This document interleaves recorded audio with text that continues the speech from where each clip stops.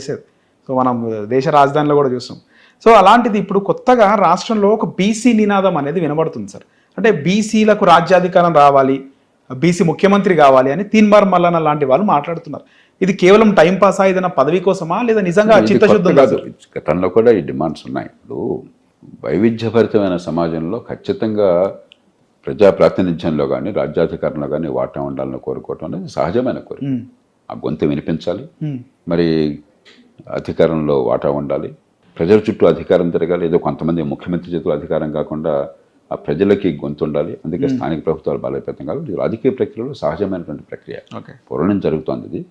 అయితే అదేమిటంటే దానికి సరైన మార్గం కులం పేరుతో నాయకత్వం వస్తే చాలదు. ఆ కులం పేరుతో వచ్చి వాడు దరిద్రుడు అనుకోండి, ఉపయోగం ఉందా మనకి?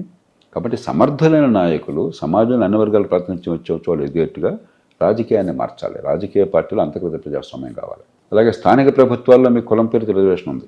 ఇప్పటికే 75% రిజర్వేషన్ ఉంది. ఎస్సీ, ఎస్టీ, బీసీ, మహిళలు. ఓకే. అధికారాలు 0, అలంకారప్రాయమైన పదవులు. ఓకే. కాబట్టి నిజంగా మనం ఈ సాధికారత కావాలంటే రిజర్వేషన్ ఉన్న చోట సాధికారత కోసం గట్టిగా పోరాడి అక్కడ వాళ్ళ చేతుల్లో అధికారం పెట్టి వాళ్ళ ద్వారా మంచి పనులు చేయించి నాయకత్వాన్ని పెంచామనుకోండి, సహజంగానే నాయకత్వం ఎదురుతుంది. కాబట్టి ఖచ్చితంగా అన్ని వర్గాలకి, అన్ని భావాలకి గొంతు అనేది ప్రజాస్వామ్యంలో కోరడం సహజం. దానికి వీలున్నంత వరకు ఏర్పాట్లు చేయడం అవసరం. బీసీలందరూ ఒక నాయకత్వంలో ఏకతాటిపైకి వచ్చి బీసీలందరూ వేరే ఇతర పార్టీలకు ఓటేయకుండా ఇలాంటి బీసీ పార్టీకి ఓటేసే అవకాశం ఉందంటారా సార్ భవిష్యత్తులో? భవిష్యత్తులో ఉంటుందో నేను చెప్పలేను. కానీ ఎన్నికల్లో ఎప్పుడు కూడా పూర్తిగా ఒక కులం పేరు మీదే ఉండదు. కుల ప్రభావం ఖచ్చితంగా చాలా ఉంది, మనందరికీ తెలుసు. కానీ కులం ఒక్కదాన్నే చూసి కులం అంతా ఓటేస్తారు అనుకోవటం పొరపాటు. అలాగే కళ్ళు మూసుకుని కులం అంతా ఓటేసినా కూడా మంచిది కాదు. ఓకే. రెండూ మంచిది కాదు. ఎందుకంటే కులం కానీ, మతం కానీ, ప్రాంతం కానీ ప్రాతిపదికగా ఇక ఏమి చూడకుండా, మంచి చెడు చూడకుండా చేసామనుకోండి, అది రెచ్చగొట్టి కొంతమంది మనల్ని ఉన్మాదుల్ని చేస్తారు. ఇక వాడు ఏం చేస్తున్నాడు, వాడు నా జీవితం అవుతుందన్న ఆలోచన నాకు లేకుండా గుడ్డిగా ఓటేసాను అనుకోండి, అప్పుడు నాకు వచ్చే ఫలితం ఉండదు. ఆ పేరుతో కొందరు అధికారం ఎక్కుతారు అంతే. కాబట్టి ఖచ్చితంగా కులం అనేది ఒక అంశం అవుతుంది, కానీ దాని చుట్టే రాజకీయం అన్నది అది సరైన పద్ధతి కాదు, ఫలితాలను ఇవ్వదు. రెండోది, ఏ కులమైనా మతమైనా సరే, ఏ వర్గమైనా సరే, గ్యారంటీగా వాళ్ళందరూ ఈ పార్టీకి ఓటేస్తున్నారు అనుకోండి సార్, వేరే పార్టీకి గ్యారంటీగా ఓటు వేరు అనుకోండి, 2 రకాలుగా నష్టపోతారు. ఓకే. ఏ విధంగా సార్? ఓటు పొందే పార్టీ ఎట్లాగా నాకు ఓటేస్తారు కదా, ఇంకా అడిగేం చేయక్కర్లేదు. నేను ఓటు పొందని పార్టీ ఎట్లాగా నాకు ఓటేరుగా, ఇంకా వాడు నాకెందుకు, వాళ్ళకి నేనేం చేస్తా? చూసారా మీరు? 2 రకాలుగా నష్టపోతారు. కాబట్టి ప్రాతినిధ్యం గొంతు వేరు. ఓ కులం పూర్తిగా ఒక పార్టీ కట్టుబడి ఉంటే ఆ కులాలకే నష్టం. నేను కొంచెం నిజాయితీగా చెప్తున్నాను. Right sir. సో అన్ని వర్గాల నాయకత్వం ఉండాలంట సార్, ఉండాలి. తర్వాత మనం కూడా ఓటు ఎవరికి వేస్తామన్నది సందర్భాన్ని బట్టి, మన అంచనాన్ని బట్టి, మన నిర్ణయాన్ని బట్టి, వాళ్ళు చేస్తున్న వాళ్ళ పరిపాలన మీద మన అంచనాన్ని బట్టి మనం ఓటు ఎవరికైనా వేయొచ్చు అన్న భావం కలిగితేనే వాళ్ళు భయపడతారు, మిమ్మల్ని పట్టించుకుంటారు. గ్యారంటీగా ఓటు పడుతుందనుకుంటే ఓటు పడేవాడు పట్టించుకోడు, ఓటు పడనేవాడు పట్టించుకోడు, మీరు బానిసలైపోతారు. సార్, రీసెంట్గా కేంద్ర ప్రభుత్వం ప్రవేశపెట్టిన బడ్జెట్కి సంబంధించి ముఖ్యంగా ఒక ట్యాక్స్ని కూడా తీసుకురావడం జరిగింది. ఇది మధ్యతరగతి ప్రజలకి ఏ విధంగా ఉపయోగపడుతుంది సార్? లాభం అంటారా, నష్టం అంటారా? ఆదాయ పన్ను ఎంత ఎక్కువ మినహాయింపు ఉన్న దేశం, పెద్ద దేశాల్లో ఇంకొకటి లేదు. అమెరికాతో మీకు పోలికిస్తాను మీ ఉదాహరణకి. ఓకే. మనం అమెరికాతో పోల్చినప్పుడు డాలర్ విలువ 88-87 రూపాయలు లెక్కెట్టకూడదు. ఒక డాలర్కి మనం ఇక్కడ రూపాయల్లో కొనేది ఎంత కొనగలుగుతారో చూడాలి. అలా చూస్తే 20 రూపాయలకి మనం కొనేది అమెరికాలో ఒక డాలర్ కొంటారు. కొనుగోలు శక్తి అమెరికాలో డాలర్కి మన 20 రూపాయలు కాస్త అటు ఇటుగా సమానం. 12 లక్షల రూపాయల దాకా మీకు మినహాయింపు ఇచ్చారు ఆస్తి పన్ను, ఆదాయ పన్నులు అంటే $60,000 సమానం కొనుగోలు శక్తి రీత్యా. అమెరికాలో $10,000 ఉన్నా కూడా మీరు 10% పన్ను కట్టాలి ఆదాయం. $11,000 దాటితే 12% కట్టాలి. $45,000 దాటితే 22% కట్టాలి. మనకు $60,000 దాకా 0 కట్టాలి. కాబట్టి ప్రపంచంలో ఏ దేశంలో లేనంత ఆదాయ పన్ను రాయితీ ఈ దేశంలో ప్రభుత్వం అనూహ్యంగా ఇచ్చింది. అంటే ఎవరు ఊహించాలి మధ్యతరగతిగా ఆకట్టుకుందామని. తర్వాత ఈ డబ్బు కనుక ఆదాయం డబ్బుతో మార్కెట్లో వస్తువులను కానీ సేవలను కానీ కొనుక్కున్నట్లయితే డిమాండ్ పెరుగుతున్న ఉద్దేశంతో కానీ, లేకపోతే కొంత సేవింగ్స్ పెరుగుతున్న ఉద్దేశంతో కానీ ఆ పని చేశారు. అదే సమయంలో ఆర్థిక మంత్రి అభినందించాల్సింది ఏంటంటే, రాష్ట్రాలకు ఇచ్చే నిధులు మొత్తం జాతీయ స్థాయిలో పన్నులు, పన్నేతర అన్నీ కలిపితే వచ్చేటువంటి నిధుల్లో 53% రాష్ట్రాలకు పంపిస్తున్నారు. 47% జాతీయ స్థాయిలో ప్రభుత్వం దగ్గర ఉంటుంది. మూడోది అప్పుల భారాన్ని తగ్గిస్తున్నారు. ద్రవ్యలోటు తగ్గించి రాష్ట్రాల్లా కాకుండా మన తెలుగు రాష్ట్రాల నుండి కూడా ఉన్న కొద్దికి అప్పుల్లో కూరుకుపోతున్నాయి. జాతీయ స్థాయిలో అట్లా కాకుండా క్రమక్రమంగా అప్పుల భారాన్ని తగ్గిస్తున్నారు. ఫిస్కల్ డెఫిసిట్ అంటాం, అంటే ఆదాయం కంటే ఖర్చు అంత ఎక్కువ ఉంది అని చెప్పన్నది. అది ఉన్న కొద్దికి తగ్గిస్తున్నారు. ఇప్పుడు నడుస్తున్న సంవత్సరం రేపు మార్చి 31 దాకా 4.8% తగ్గించారు జీడిపిలో. వచ్చే సంవత్సరం 4.4% చేస్తున్నారు. ఒకప్పుడు 9.2% ఉన్నది 4 ఏళ్ల క్రితం. అదే సమయంలో పెట్టుబడులు పెంచారు. రికార్డు స్థాయిలో వరుసగా 3 ఏళ్ల పాటు పెట్టుబడులు దేశంలో పెంచారు. రాష్ట్రాలు కూడా పెట్టుబడుల కోసం గణనీయంగా డబ్బులు ఇస్తున్నారు. కాబట్టి ఆ రకంగా చూస్తే ఆర్థిక క్రమశిక్షణ విషయంలో ఇది చాలా ప్రశంసనీయమైన బడ్జెట్. సార్ అలాగే బడ్జెట్లో తెలంగాణ రాష్ట్రానికి సరైన ప్రాతినిధ్యం ఇవ్వలేదు సార్. అంటే బడ్జెట్లో అన్ని రాష్ట్రాల పేర్లు చెప్పరు అదే పనిగా. ఏదో బీహార్లో ఎలక్షన్లు ఉన్నాయి కాబట్టి రాజకీయంగా 4 సార్లు బీహార్ మాట్లాడారు అంతే. మీకు మొత్తం చూడాల్సింది నేను ఎందుకు ఇందాక చెప్పాను మీకు ఎంత డబ్బులు రాష్ట్రాలకు కేటాయించారు. 25,60,000 కోట్ల రూపాయలు రాష్ట్రాలకు జాతీయ స్థాయి నుంచి నిధులు అందుతున్నాయి.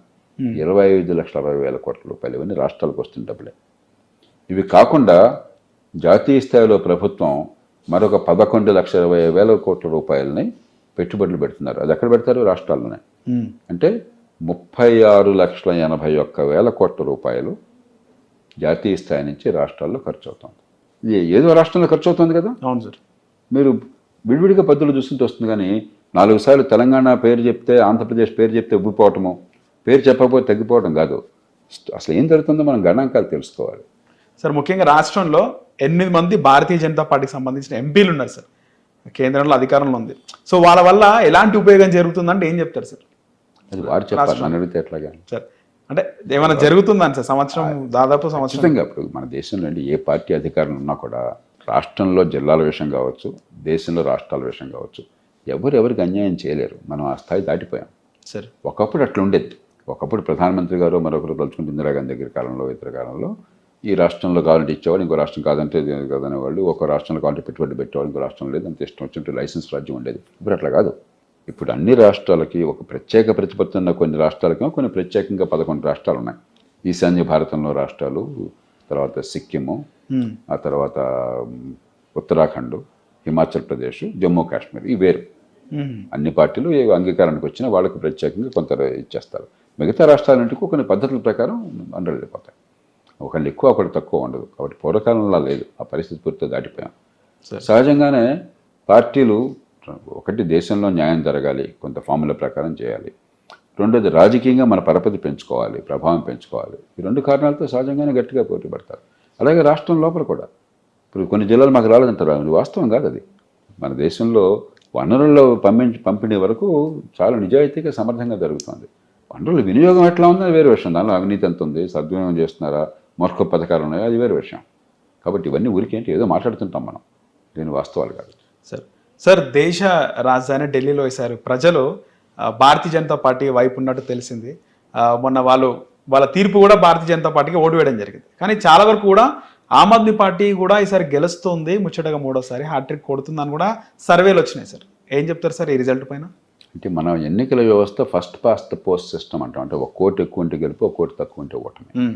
అప్పుడు ఏమవుతుందంటే కొద్దిపాటి ఓట్ల తేడా ఉన్నా కూడా సీట్ల సంఖ్య చాలా పెద్ద ఎత్తున మార్పు ఉండొచ్చు. అవును సార్. మనకి అందిన సమాచారం ప్రకారం, తుది సమాచారం నేను చూడలేదు, వస్తే 2% తేడా ఉంది 2 పార్టీలకు మధ్య. 2% ఓట్ల శాతం 2% తేడా. కానీ సీట్ల శాతం వచ్చేసరికి 48-22 అయింది. అవును సార్. మన ఎన్నికల వ్యవస్థ అట్లాంటిది. కాంగ్రెస్ పార్టీ పెద్దగా బరిలో లేకుండా పోయే కొద్దిపాటు తప్ప. కాబట్టి ప్రధాన పార్టీ 2 ఉన్నప్పుడు 2-3% తేడా ఉన్నా కూడా సీట్ల శాతం గణనీయంగా మారిపోతుంది. అంతే తప్ప ఇదేమి ఏకపక్షంగా జరిగిన ఎన్నిక నేను అనుకోవట్లా. అది 2% అనేది పెద్ద ఎక్కువ తేడా కాదు. 3% అన్నది. కాంగ్రెస్ ఆమ్ ఆద్మీ పార్టీ కలిసి పోటీ చేయించుంటే సార్ ఫలితం వేరే విధంగా ఉండేదా సార్? చెప్పలేము, మనం అనుకున్నట్టుగా ఉండదు. ఇప్పుడు అధికారంలో ఉంది ఆమ్ ఆద్మీ పార్టీ. అవును సార్. కాబట్టి మామూలుగా ఏమవుతుందంటే అధికారంలో ఉన్న పార్టీ ఓట్లు అధికారంలో ఉన్న పార్టీకి ఉంటాయి, అధికారానికి ఆ పార్టీకి వ్యతిరేకంగా ఓట్లు ఉంటాయి. ఇప్పుడు ఎప్పుడైతే ఇంకో పార్టీ ఉందో ఆమ్ ఆద్మీ పార్టీ వ్యతిరేక ఓట్లు చీలు ఉండొచ్చు. ఇప్పుడు ఎవరు లెక్కలు వాళ్ళు వేసుకుంటారు. వాస్తవానికి చీలే సార్. అంటే ఢిల్లీ అసెంబ్లీ చూసుకుంటే సార్, ఢిల్లీ అసెంబ్లీలో అక్కడ అరవింద్ కేజ్రీవాల్ పోటీ చేసినారు, అక్కడ పర్వేష్ సింగ్ వర్మ ఆయనకు వచ్చిన మెజారిటీ 1800 సార్. వేరే కాంగ్రెస్ పార్టీ క్యాండిడేట్ సందీప్ దీక్షిత్కి 3000 పైచీలకు ఓట్లు వచ్చినాయి సార్. వచ్చినాయి. కానీ ఈ 3000 మంది అరవింద్ కేజ్రీవాల్కి ఓటేసారని మీరు చెప్పలేరు. ఆయనకు వేసేవాళ్ళు అలాగే వేసి ఉండేవాళ్ళు, ఓకే. ఆయనకు వ్యతిరేక ఓటే చేయాలి ఉండొచ్చు కూడా. కాబట్టి ఇవన్నీ మనం ఊరికి అరిథమెటిక్గా అంచనా వేస్తే జరిగేది కాదు. పార్టీలు పోటీలో ఉన్నాయి, ప్రజలు ఓటు వేశారు, ఒకరు నెగ్గారు ఇంకోటి నెగ్గలేదు. నెగ్గితే బులబాటం అక్కర్లేదు, నెగ్గకపోతే బాధ అక్కర్లేదు, తీర్పును స్వీకరించాలి. సార్ ఇక్కడ డిఫరెన్స్ ఏంటంటే సార్ 2014 నుంచి పార్లమెంట్లో బీజేపీకి ఓటేస్తున్నారు సార్, క్లీన్ స్వీప్ 7 లోక్సభ 2 సార్లు అంతే అయింది. 2 సార్లు అంతే అయింది. అంటే ఢిల్లీలో దేశంలో మామూలుగా కూడా దేశంలో మీరు గమనించినట్లయితే ఒక 3-4% ఓటర్లు న్యూట్రల్గా ఉంటారు. దేశానికి ఒక రకంగా, రాష్ట్రానికి ఒక రకంగా వేస్తారు. ఉదాహరణకు 2009లో నాకు బాగా గుర్తున్నది, మన్మోహన్ సింగ్ గారు ప్రధానమంత్రిగా మళ్ళీ ఎన్నిక జరిగినప్పుడు రాష్ట్రము దేశం ఒకసారి జరిగినాయి. రాష్ట్రంలో రాజశేఖర్ గారు మళ్ళీ ప్రభుత్వంలోకి వచ్చారు, మన్మోహన్ సింగ్ గారు ప్రభుత్వంలో మళ్ళీ వచ్చారు. కానీ అసెంబ్లీకి పడ్డ ఓట్ల కంటే కాంగ్రెస్ పార్టీకి లోక్సభ ఓట్లు ఎక్కువ. అప్పుడు ఆనాడు కూడా 2009లో 3-4%. అందులో మోదీ లాంటి ప్రభావశీలమైన నాయకుడు ఉన్నప్పుడు మన్మోహన్ సింగ్ గారు కొంచెం నెమ్మదిగా ఉండేది. అవును సార్. ఈయన కొంచెం గట్టి నాయకుడు కదా. అవును సార్. ఫైర్ నాయకుడు. ఇష్టమన్నా లేకపోయినా కూడా ఒక పెద్ద నాయకుడు కదా. అవును సార్. జనాకర్షణ నాయకుడు కదా. అది ఉన్నప్పుడు అది కొంచెం ఎక్కువ ఉంటుంది. కాబట్టి లోక్సభ ఎన్నికల్లో పడే ఓట్ల తీరు, అసెంబ్లీ పడే ఓట్ల తీరు కొంత తేడా. మామూలుగా దేశమంతా కొద్దిగా ఉంటుంది, ఎక్కువ ఉండదు. కానీ ఢిల్లీలో ఎక్కువ ఉంటుంది. ఢిల్లీలో ఎందుకని, ఢిల్లీలో ఎక్కువ మంది మధ్యతరగతి వర్గాలు. ఢిల్లీలో దేశం మొత్తంలో అతి ఎక్కువ తలసరి ఆదాయం అన్నది నగరం ఢిల్లీ. ఓకే. దేశం మొత్తంలో 3 ఢిల్లీలో దేశం అన్ని ప్రాంతాల నుంచి వచ్చిన వాళ్ళు. కాబట్టి ఇక్కడ మామూలుగా ఉన్న దాంట్లాగా మన కులం మన ప్రాంతం అన్న భావం కొంచెం తక్కువ పనిచేస్తుంది. అక్కడ అప్పు లేదా సార్? ఢిల్లీ రాష్ట్రానికి అప్పు లేదు, ఉండదు. మహానగరం ఇప్పుడు హైదరాబాద్ నగరాన్ని ఒక రాష్ట్రం చేస్తే ఆ రాష్ట్రం స్వసంపన్నంగా ఉంటుంది. డబ్బులన్నీ ఇక్కడే ఉంది. Right sir. అవును. కాబట్టి ఢిల్లీ కూడా వీళ్ళ గొప్పతనం కాదు, సంపద అంతా నగరాల్లో ఉంది. అందుకే నేను చెప్పేది అన్ని నగరాలు కాదయ్యా, చిన్న చిన్న పట్టణాలు కూడా రావాలి మనకి. మన పిల్లలు బతుకు తెరువు కావాలంటే నిరుపేదలు, రెక్కాడితే డొక్కాడిన వాళ్ళు అందరూ హైదరాబాద్కి మరి ఏ రకమైన ఆలనా పాలన లేకుండా చిన్న ఆదాయాలతో వచ్చి బతకడం కష్టంగా ఉంది. అక్కడే ఆదాయాలు వచ్చి ఏర్పాటు కూడా చేయాలని గట్టిగానే వాదిస్తున్న కారణం అదే. అంత మహానగరాల్లోనే సంపద, డబ్బంతా అక్కడే ఉండిపోయింది అది. సార్ అలాగే ఆంధ్రప్రదేశ్ విషయానికి వస్తే ఆంధ్రప్రదేశ్లో కూటమి ప్రభుత్వం పనితీరు ఏ విధంగా ఉంది సార్? అక్కడ అసలు రాష్ట్ర విభజనప్పుడే ఎలాగైతే హైదరాబాద్ వల్ల తెలంగాణకి లాభం చేకూరిందో, హైదరాబాద్ పోవడం చేత ఆంధ్రప్రదేశ్ నష్టం చేకూరింది. ఆ పైన గత 5 ఏళ్లలో గత ప్రభుత్వం రేపన్నది లేనట్లుగా కనీసమైన బాధ్యత లేకుండా ఆర్థిక విషయాల్లో పూర్తిగా దివాలా తీసే ఏర్పాటు చేసింది. దాంతోపాటు పెట్టుబడులు, తెలంగాణలో ఏ పార్టీ ఉన్నా కూడా పెట్టుబడులు, భవిష్యత్తు, ఆర్థిక ప్రగతి దాని మీద ఎంతగానో దృష్టి పెడుతున్నారు. ఇందాక చెప్పాను మీకు. అది పూర్తిగా అసలు అభివృద్ధి అంటే అదేదో పెత్తందారులకు కావాల్సింది, పేదలకు కావాల్సింది కాదు. అభివృద్ధి అక్కర్లేదు, బటన్ నొక్కితే చాలని విచిత్రమైన రాజకీయాన్ని తీసుకొచ్చి నాశనం చేశారు. ఒక ఆర్థిక క్రమశిక్షణ లాగా దివాలా తీశారు. అభివృద్ధికి ఊతమవ్వక భవిష్యత్తును నాశనం చేశారు. ఆ పరిస్థితుల్లో కూటమి వచ్చింది. కూటమి వచ్చినప్పుడు ఏం పొరపాటు చేశారు? అప్పటికే సంక్షేమం పూర్తిగా ఎక్కువైపోయి అభివృద్ధి పూర్తిగా కుంటుపడిపోయిన రాష్ట్రంలో సంక్షేమాన్ని మరింత రెట్టింపు చేస్తామని వీళ్ళు హామీలు ఇచ్చారు. అవును సార్. లేని డబ్బులు లేవు. అవును సార్. సహజంగా ఆర్థికంగా తీవ్రమైన సంకటం ఉంటుంది. సూపర్ 6 తీవ్రమైన సంకటం ఆర్థికంగా ఉంటుంది. కానీ మేలు ఏంటంటే చంద్రబాబు నాయుడు గారికి కానీ పవన్ కళ్యాణ్ గారికి కానీ క్రెడిబిలిటీ ఉన్నది. చంద్రబాబు నాయుడు గారు గతంలో హైదరాబాద్ నగరం ఉమ్మడి ఆంధ్రప్రదేశ్లో ఇవాళ హైదరాబాద్ నగరం ఎట్లా ఉందంటే ఖచ్చితంగా ప్రధాన పాత్ర అయిందని అందరూ ఒప్పుకుంటారు. చంద్రబాబు నాయుడు పార్టీలు పక్కన పెట్టండి. గొప్పతనం ఏంటంటే దాన్ని రాజశేఖర గారు కొనసాగించారు. ఓకే. దాన్ని తర్వాత కాంగ్రెస్ ప్రభుత్వాలు కొనసాగించినాయి. దాని తర్వాత టీఆర్ఎస్ ప్రభుత్వం కొనసాగించింది. మళ్ళీ కాంగ్రెస్ కొనసాగిస్తుంది. కాబట్టి చంద్రబాబు నాయుడు గారికి దాని మీద ఆ నమ్మకం ఉంది. పెట్టుబడులు తీసుకొస్తారు, మౌలిక సదుపాయాలు బాగు చేస్తారని చెప్పని. కాబట్టి ఆర్థిక సంక్షోభం మాత్రం చాలా తీవ్రమైనది, దానిలో అనుమానం లేదు. తీవ్రమైన సంక్షోభము. దాన్ని గుర్తించాలి. పార్టీలకు అతీతంగా ప్రజలంతా కలిసి రావాలి. ఒక్కరోజు దాని నుంచి బయటపడేది లేదు.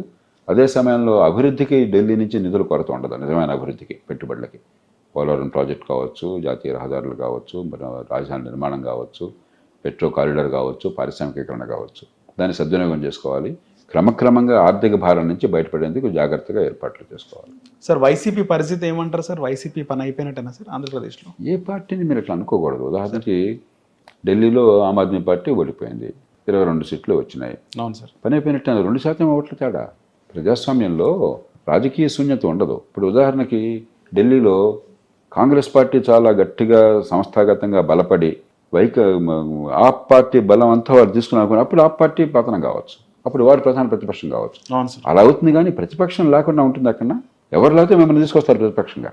కాబట్టి ఇక్కడ కూడా మీకు వైకాపాకి 40% ఓట్లు వచ్చినాయి, మీరు మర్చిపోతున్నారు అది. వైసీపీకి నేను మొట్టమొదటి నుంచి చెప్పాను, ఎవరు నెగ్గినా ఎవరు నెగ్గకపోయినా వైసీపీకి 40% ఓట్లు గ్యారంటీ ఉంది. ఎందుకంటే సంక్షేమాన్ని పకడ్బందీగా అమలు చేశారు, దానిలో అనుమానం లేదు. కానీ అది తప్ప ఇంకేమీ చేయాలి, బటన్ నొక్కడం తప్ప ఇంకా పరిపాలన లేదనుకున్నారు. దివాళా తీసే పద్ధతులు, అవినీతి, గోండాగిరి ఇవన్నీ వచ్చినాయి. కానీ సంక్షేమ విషయంలో బ్రహ్మాండంగా చేశారు. 40% ఓట్లు ఉన్నాయి వాళ్ళకి. కాబట్టి ఒక ప్రధాన ప్రతిపక్షం 40% ఓట్లు ఉన్నప్పుడు మూడో పార్టీ పెరిగే పరిస్థితి కనిపించినప్పుడు, కాంగ్రెస్ పార్టీ పెరిగింది అనుకోండి ఆంధ్రప్రదేశ్లో, సార్ దీన్ని అవకాశంగా తీసుకుని మరి రకరకాల వ్యూహాలతో ఈ వైసీపీ ఓట్లందరినీ ఆకట్టుకున్నారనుకోండి, అప్పుడు పరిస్థితి వేరుగా ఉంటుంది. అదేం కనిపించట్లా.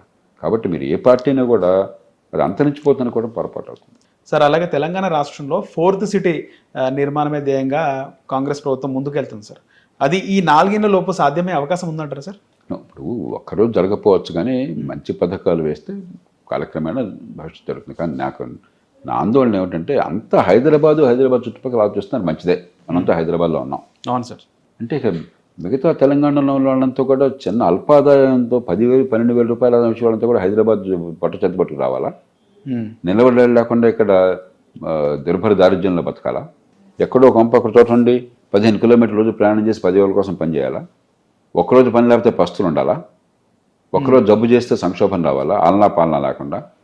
అలా కాకుండా తక్కువ నైపుణ్యం, తక్కువ ఆదాయం వచ్చే వాళ్ళకి ఎక్కడిక్కడ ఉపాధి కల్పన కోసం చిన్న చిన్న పట్టణాలు కూడా పెంచామనుకోండి, మీకు మీ ఊరి దగ్గరలోనే పట్టణం ఉన్నట్టయితే, అక్కడ ఉద్యోగం పనిచేస్తున్నట్టయితే ఆ ఆదాయం సరిపోతుంది. అక్కడ 15,000 వస్తే ఇక్కడ 50,000-40,000 వచ్చినట్లు లెక్క. అక్కడ ఆలనా పాలన ఉంటుంది, మీకు తెలిసిన వాళ్ళు, బంధువులు, మిత్రులు, తెలిసిన వాతావరణం ఉంటుంది. మూడోది కుటుంబంతో కలిసి బతకగలుగుతాం. అవును సార్. ఇక్కడ ఒంటరిగా బతకాల్సి వస్తుంది. కాబట్టి ఎంతసేపటికి మనకు భూములు ఉన్నాయి కాబట్టి, మన ఇళ్ళు ఉన్నాయి కాబట్టి, మనం ఇక్కడ ఉంటున్నాం కాబట్టి, ఈ హైదరాబాద్ ఒక్కటే అనుకుంటే హైదరాబాద్ని బాగు చేయాలి, హైదరాబాద్ని బాగా గర్వించేట్టుగా అభివృద్ధి చేయాలి. కానీ దాన్ని మిగతా ప్రాంతాన్ని ఎలా చేయకూడదు. దీంతోపాటు ఎక్కడికక్కడ చిన్న పట్టణాల అభివృద్ధి, తక్కువ నైపుణ్యం ఉన్నవాళ్ళు ఈ లేబర్ ఇంటెన్సివ్ ఇండస్ట్రీస్లో ఉపాధి కల్పన కోసం అక్కడ 15,000-20,000 వచ్చినా కూడా బ్రహ్మాండంగా వచ్చినట్లు లెక్క. అలాంటి ఉపాధిని పెంచే ఏర్పాటు గ్రామాలకు దగ్గరగా ఉన్న పట్టణాల్లో చేసి పట్టణీకరణ నమూనా మారకపోతే అంతా హైదరాబాదు అది మంచిది కాదు. సార్ అలాగే తెలంగాణలో 10 మంది బీఆర్ఎస్ ఎమ్మెల్యేలు కాంగ్రెస్ పార్టీలో చేరడం జరిగింది. ఇప్పుడు వాళ్ళు న్యూట్రల్గా ఉండిపోయారు సార్. వాస్తవానికి ప్రభుత్వానికి వ్యతిరేకంగా మాట్లాడుతున్నారు మహిపాల్ రెడ్డి కానీ, దానం నాగేందర్ కానీ. సుప్రీంకోర్టులో కూడా చాలా ఫైట్ నడుస్తుంది సార్. ఏం చెప్తారు? 10 మంది ఎమ్మెల్యేలకు సంబంధించి ఉప ఎన్నిక రాష్ట్రంలో రాబోతుంది అంటారా? అది నేను చెప్పలేను. మనకి ఏమైందంటే, పార్టీ ఫిరాయింపు నిషేధ చట్టం అనేది పేరుకు పెట్టినా కూడా అధికార పార్టీలోకి ఫిరాయిస్తే ఏమీ కాకుండా చూసుకున్నారు. ఎందుకంటే స్పీకర్ చేతుల్లో అధికారాలు. అవును సార్. స్పీకర్ అధికార పార్టీకి చెందిన ఆయన. ఇవన్నీ కూడా నిజంగా మీరు చట్ట ప్రకారం చేయాలంటే, రాజ్యాంగ ప్రకారం చేయాలంటే 3 నిమిషాల్లో చేయొచ్చు. కానీ 3 ఏళ్ళు పోయినా, పదవి కాలం పూర్తయినా కూడా జరగకుండా చూస్తుంది. ఈలోపు ఎన్నికలు అయిపోతే జనం మర్చిపోతారు, మళ్ళీ ఎలక్షన్కి వెళ్తారు. అలా అయిపోతుంది. అందుకనే నిజంగా దీన్ని అమలు చేయాలన్నట్టయితే, మామూలుగా మిగతా అనర్హత ఉందనుకోండి, ఉదాహరణకి నేరస్తుడిగా శిక్ష పడింది, లేకపోతే దివాళా తీశారు, ఐపీ పెట్టారు, లేకపోతే మరొకటి, ఇలాంటి కారణాలు ఉన్నట్టయితే రాజ్యాంగం ఏం చెప్పిందంటే, ఎన్నికల సంఘం నివేదిక ఆధారంగా ఎమ్మెల్యే అయితే రాష్ట్ర గవర్నరు, ఎంపీ అయితే దేశ రాష్ట్రపతి ఆయన తొలగిస్తారు వాళ్ళని చెప్పారు. ఎన్నికల సంఘం ఇచ్చిన నివేదిక శిరోధార్యము అని చెప్పారు. ఆ రకంగా పెడితే అప్పుడు న్యాయం జరుగుతుంది. అది ఎలాగో పెట్టే ఆలోచన లేదు. కాబట్టి ఈ లోపల రాజకీయంగా వాళ్ళ బలవన్నతగా నడుపుతూ ఉంటారు. 4 ఏళ్ళు కూడా గడిచిపోతాయి అంటారు సార్. ఇక 4 ఏళ్ళు గడుస్తుందో కాదు, చూద్దాం ఏమవుతుందో. కానీ చాలా చోట్ల మన అనుభవం ఏంటంటే, పెద్దగా ఈ పార్టీ ఫిరాయింపు నిషేధం కాగితం మీదే కానీ ఇంతవరకు పనికొచ్చిన దాఖలాలు లేవు. పార్టీ ఫిరాయింపులు ఆగిన దాఖలాలు కూడా లేవు. సార్ గతంలో బీఆర్ఎస్ ఉన్నప్పుడు బీఆర్ఎస్ టీడీఎల్పీని విలీనం చేసుకుంది, సిఎల్పీని విలీనం చేసుకుంది సార్. కానీ ఇప్పుడు వాళ్ళు చాలా టఫ్ ఫైట్ చేస్తున్నారు సార్ అక్కడ సుప్రీంకోర్టులో. అదే ఇప్పుడు ఎవరి సందర్భాన్ని బట్టి వాళ్ళ ఆలోచన మారుతూ ఉంటుంది. నీవు నేర్పిన విద్య నిర్దాక్షణ వీళ్ళు అంటారు, మేము ఇంకో రకంగా చేసాం, మీరు మరి అన్యాయం చేశారని వాళ్ళు అంటారు. ఇది మామూలు సార్. బీఆర్ఎస్ మొన్న లోక్సభ ఎన్నికలకు సంబంధించి బీఆర్ఎస్ చాలా చోట్ల మెజారిటీ కోల్పోయింది సార్. కాంగ్రెస్ వర్సెస్ బీజేపీగా ఉండే. అలాంటిది బీఆర్ఎస్ మళ్ళీ పుంజుకుంది, చాలా యాక్టివ్గా. ఒకవైపు కవిత, మరోవైపు కేటీఆర్. నేను చూస్తే కవిత కేసీఆర్ పాలన ఐఫోను, రేవంత్ రెడ్డి పాలన చైనా ఫోన్ అని చెప్పి ఆమె కామెంట్ చేసింది. అంటే నలుగురు వాళ్ళు ఫైట్ చేస్తున్నారు సార్, కౌంటర్స్ ఇస్తున్నారు. వేరాజ్ కాంగ్రెస్ లో రేవంత్ రెడ్డి ఒక్కరే కౌంటర్ ఇస్తున్నారు. వ్యక్తిగతమైన రాజకీయాల్లోకి వెళ్ళినవన్నీ వాళ్ళు పార్టీ వ్యూహాలు వాళ్ళు చూస్తుంటారు, నాకు అనవసరం. కానీ మనం గుర్తించాల్సింది ఏంటంటే సార్, మన ప్రజాస్వామ్యంలో, మన ఎన్నికల వ్యవస్థలో ప్రధానంగా 2 పార్టీలకే స్థలం ఉంది. అందుకే నేను అసెంబ్లీ ఎన్నికల ముందు చాలా స్పష్టంగా మళ్ళీ చెప్పాను, నిజమైన పోటీ జరుగుతోంది టీఆర్ఎస్కి ఇంకో పార్టీకి మధ్య కాదు, కాంగ్రెస్కి బీజేపీకి మధ్య. ఏ పార్టీ రెండో పార్టీకి నిలబడితే వాళ్ళు ప్రధాన ప్రతిపక్షం అవుతారు. అప్పుడు ఎన్నిక టీఆర్ఎస్కి వాళ్ళకి మధ్య అవుతుంది. అప్పుడు మొదట్లో కొంతకాలం పాటు బీజేపీ అనిపించారు అవును సార్. ఉప ఎన్నికల వాటిలో. అవును సార్. కానీ జనరల్ ఎలక్షన్ వచ్చేసరికి బీజేపీ వెనక్కి వెళ్ళింది. అవును సార్. ప్రజల మనసులో కాంగ్రెస్. కాబట్టి ప్రధాన పోటీ కాంగ్రెస్కి. అలా ఇప్పుడు కూడా కాంగ్రెస్ అధికారంలో ఉంది. అవును సార్. ప్రధాన పోటీ జరగబోయేది ముందు మొట్టమొదటి స్థాయిలో పోటీ బీజేపీకి, టీఆర్ఎస్కి లేదా బీఆర్ఎస్కి మధ్య. అంటే ప్రజల దృష్టిలో రెండో పక్షం ఎవరని. అప్పుడు ఆ తర్వాత ఎవరైతే రెండో పక్షంగా వస్తారో కాంగ్రెస్కి వాళ్ళకి మధ్య పోరాటం జరుగుతుంది. అప్పుడు సహజంగానే ఎవరి ప్రయత్నాలు వాళ్ళు చేసుకుంటారు. Okay sir.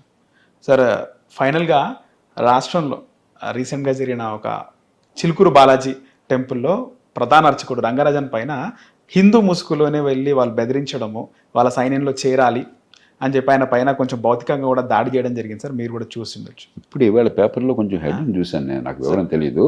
సార్ ఖచ్చితంగా హింసను ఎవరు ఏ సందర్భంలో ప్రయోగించినా కూడా దాన్ని మనం తీవ్రంగా నిరసించాలి. ప్రజాస్వామ్యంలో హింసకి తావులేదు. ఒకవేళ మీకేమన్నా ఆందోళన ఉన్నా కూడా, అభిప్రాయ భేదాలు ఉన్నా కూడా, నాకు తెలియదు ఇక్కడ విషయం ఏంటో కూడా. సార్ అంబేద్కర్ చాలా స్పష్టంగా చెప్పారు. ప్రజాస్వామ్య రాజ్యాంగం వచ్చిన తర్వాత ఓటు హక్కు, వాక్ స్వాతంత్రం, వాటి ద్వారా మీరు అభిప్రాయ భేదాలని మనం పరిష్కరించుకోవాలి. కానీ హింసకి, ఆటంకానికి, బంధులకి, రస్తారోకోలకి ప్రజాస్వామ్యంలో తావు లేదు. కాబట్టి దాన్ని ఏ రకమైన బేషరతుగా నిస్సందేహంగా మనం గ్రహించాలి అలాంటి సంఘటనలన్నింటినీ కూడా. ఇక ఈ సందర్భంలో నాకు విషయం ఏంటో తెలియదు సార్, అంతకని చెప్పలేను సార్. 2009 ఎన్నికలు అవి చాలా స్పెషల్ ఎన్నికలు అని చెప్పుకోవచ్చు సార్. ఎందుకంటే అవి ఉమ్మడి రాష్ట్ర చివరి ఎన్నికలు సార్. ఆ ఎన్నికల్లోనే మొట్టమొదటిసారి మీరు అసెంబ్లీకి వెళ్ళారు, మెగాస్టార్ చిరంజీవి గారు అసెంబ్లీకి వెళ్ళారు, ప్రస్తుత ముఖ్యమంత్రి రేవంత్ రెడ్డి కూడా మొట్టమొదటిసారి అసెంబ్లీకి వెళ్ళారు సార్. ఆ రోజు అసెంబ్లీ వాతావరణం ఏ విధంగా ఉండే సార్? అప్పుడు రెండు రకాలుగా. అప్పుడు తెలంగాణ ఉద్యమం ఉధృతిలో ఉన్నది. రాజశేఖర గారు పోగానే, రాజశేఖర గారు ఉన్నంతకాలం ఒక రకంగా ఉండేది, కొద్ది కాలమైన ఉన్నది. మంచి అధికార పక్షం ప్రతిపక్షం తీవ్రమైనటువంటి ఉండేది. ఆయన పోయిన తర్వాత ఎప్పుడైతే తెలంగాణ ఉద్యమం బాగా ముందుకు వచ్చిందో, ఆ ఉద్యమం కారణంగా సగం రోజుల పాటు అసెంబ్లీ నడవాల సరిగ్గా. సగం రోజులు, మిగతా సగం రోజులు బాగా నడిచింది. మళ్ళీ ఉదాహరణకి కొన్ని ప్రశ్నలు నేనే లేవనెత్తినప్పుడు దాని మీద 4-5 గంటలు చర్చ జరిగేది. ఇప్పుడు పార్టీలకు అతీతంగా, ప్రాంతాలకు అతీతంగా. కానీ చాలా సందర్భాల్లో వెంటనే గొడవ అవటం అలా ఉండేది.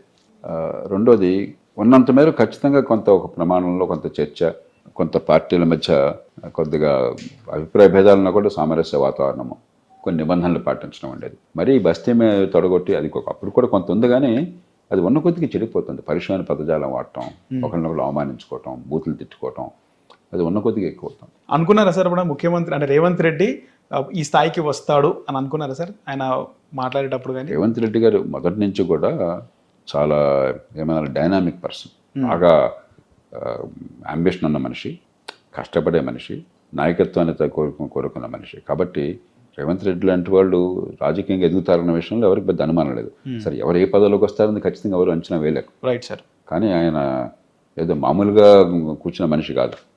ఆనాడే స్పష్టంగా అది అర్థమవుతుంది. వాస్తవానికి ప్రభుత్వానికి అంటే రేవంత్ రెడ్డి అన్నిటికీ ఆయన కౌంటర్ ఇచ్చుకుంటూ పోతున్నాడు సార్. మంత్రులందరూ ఎప్పుడో ఒకసారి రియాక్ట్ అవుతున్నారు. వాస్తవానికి అందరి అనుకుంటున్న మాట ఏంటంటే రేవంత్ రెడ్డికి పాలన చేతనవ్వట్లేదు, ఆయనకు పెద్దగా ఆయనకు అనుభవం లేదు అంటున్నారు సార్. మీరేమైనా భవిష్యత్తులో కానీ ప్రభుత్వానికి ఏమైనా మీకున్నటువంటి అనుభవాన్ని షేర్ చేసే అవకాశం ఉంటుందా సార్? రోజు నేను చేస్తున్నా కదా ఇప్పటికి, అంటే నేరుగా సార్. ముఖ్యమంత్రి గారికి, ఏ ముఖ్యమంత్రిని కూడా నేను రాజకీయంలో ఉన్న వాళ్ళని తక్కువగా అంచనా వేస్తాం. మీకు చాలా తెలివితేటలు, ఎంతో కొంత సమాజం పట్ల అవగాహన, కొంత మమకారం, మంచి జరగాలన్న కోరిక, అన్ని వర్గాలను కలిగిపోయే శక్తి లేకపోతే రాజకీయంలో ఇంతకాలం నిలదొక్కుకోవాలి ఎవరు కూడా. రాజకీయం బయట ఉన్నవాళ్ళు చాలా తేలిగ్గా వీళ్ళు చాలా ఏం తెలియదు, చదువు లేదు, వాళ్ళకి బుర్ర లేదు అంటే అనుకుంటారు. ఇది వాస్తవం కాదు. ముందు మనకు కొంచెం రాజకీయ పార్టీలో అభిప్రాయ భేదాలు ఉండొచ్చు, వాళ్ళు చేసిన దాన్ని తప్పు చేస్తే విమర్శించవచ్చు, నేను విమర్శిస్తాను. కానీ రాజకీయాన్ని చులకనగా చూడద్దు. రేవంత్ రెడ్డి గారు 2009 ఎన్నికయ్యారు. అవును సార్. అప్పటి నుంచి అసెంబ్లీలో, లోక్సభలో ఎన్నికవుతూనే ఉన్నారు. అవును సార్. మరి ఆయన పార్టీ కాకుండా కాంగ్రెస్ పార్టీకి వెళ్ళి నాయకత్వాన్ని తీసుకున్నారు. ఎన్నికల్లో గట్టిగా పోరాడారు, ప్రజల మద్దతు పొందారు. వీళ్ళందరినీ మీరు చులకనగా అనుకుంటే ఎట్లాగా? వాళ్ళకి ఏం అసలు అవగాహన ఉండదు, వాళ్ళకి ఏం తెలియదు అనుకుంటే ఎట్లాగా? ఏ పార్టీ అయినా సరే. కాబట్టి మనం కొంచెం ప్రజాస్వామ్యంలో ఎన్నికైన నాయకుల పట్ల గౌరవంతో ప్రవర్తించాలి. రెండోది, కాంగ్రెస్ పార్టీలో జాతీయ స్థాయిలోనేమో అందరూ ఒకే కుటుంబానికి, ఒకే వ్యక్తికి పట్టం కడతారు. రాష్ట్రాల్లో మళ్ళా గొల్లలు పడతారు. అది పెద్ద కొత్త లేదు. అది ఇప్పుడు ఎలా ఉందో నాకు తెలియదు. అవి ఉండుంటాను, నాకు తెలియదు. అంటే నేను లోతుగా వెళ్ళి పట్టించుకున్నాను. ఎందరో మిత్రులే నాకు, ఈ పార్టీగా నా పార్టీగా. అవును సార్. మనకు కావాల్సింది రాష్ట్ర హితమే తప్ప వ్యక్తుల మీద మనకి అనవసరం. సార్ రేవంత్ రెడ్డి గారు ఆయన ఎమ్మెల్యేగా ఎంపీగా గెలిచారు కానీ ఎప్పుడు మంత్రి అవ్వలేదు సార్, నేరుగా ముఖ్యమంత్రి అయినాడు. సో ఆయన పాలన ఏ విధంగా ఆయనకు సాధ్యమవుతుంది సార్? ఆయన మోదీ గారు డైరెక్ట్గా ముఖ్యమంత్రి అయ్యాడు. ఆయన మోదీ గారు ఎమ్మెల్యే అవడంతో ముఖ్యమంత్రి అయ్యాడు, ఎంపీ అవుతుంటే ప్రధానమంత్రి అయ్యాడు. ఆ కారణంగా పాలన కుంటుపడింది అని అంటారా? ఓకే.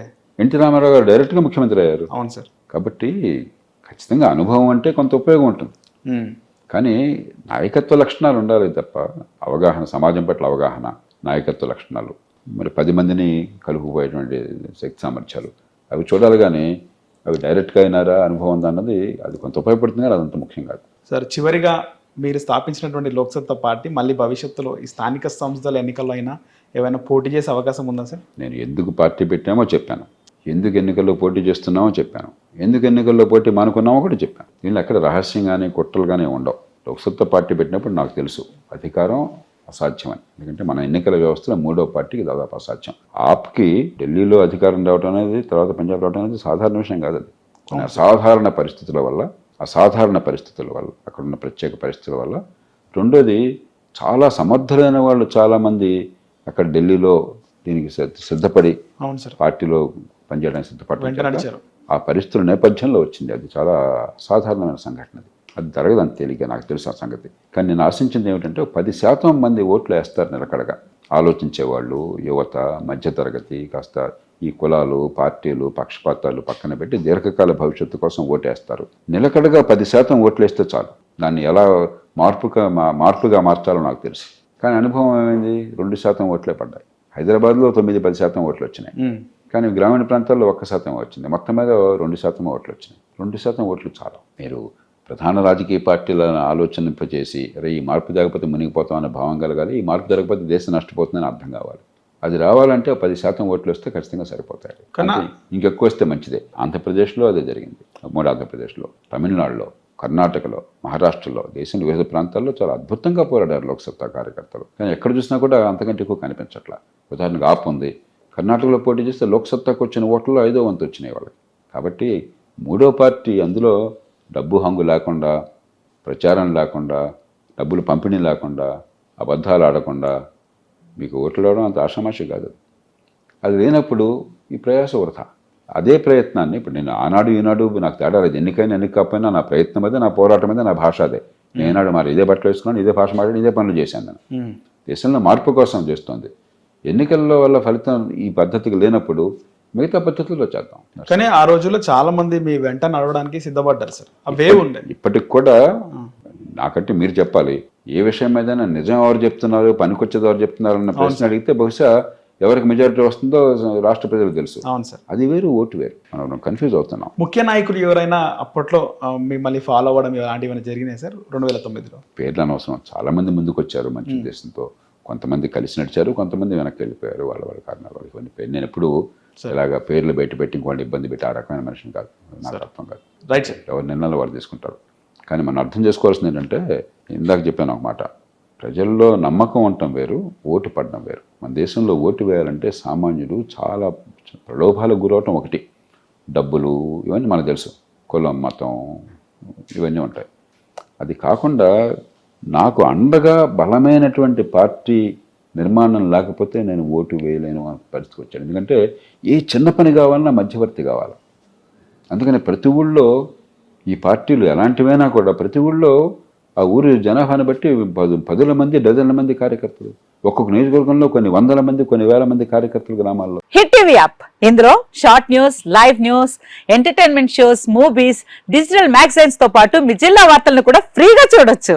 ఇంకెందుకు ఆలస్యం, వెంటనే హిట్ టీవీ యాప్ ని డౌన్లోడ్ చేసుకుని ఫ్రీగా ఎంటర్టైన్మెంట్ పొందండి. Hit TV app. Hit TV app. Please download hit TV app. Hit TV app ని ఫ్రీగా డౌన్లోడ్ చేసుకొని ఎంజాయ్ చేయండి. మీకు నచ్చిన ఎంటర్టైన్మెంట్ కోసం హిట్ టీవీ యాప్ ని ఫ్రీగా డౌన్లోడ్ చేసుకొని ఎంజాయ్ చేయండి. హిట్ టీవీ యాప్ ని డౌన్లోడ్ చేసుకుని ఆస్వాదించండి, ఆశీర్వదించండి. ఇంతమంది సెలబ్రిటీలు హిట్ టీవీ యాప్ ని డౌన్లోడ్ చేసుకోండి అని చెప్తున్నారంటే ఎంత మంచి యాప్ ఆలోచించండి. అమెరికా అమెరికా అమెరికా అమెరికాలో చదవాలనుకునే వాళ్ళకి విశ్వసనీయమైన పేరు మన శౌర్య consultancy. UK Law 1 Year Masters. UK Law 1 Year Masters. 2 years work permit up to 5 years visa. Contact Saurya Consultancy. Contact 89851 89851.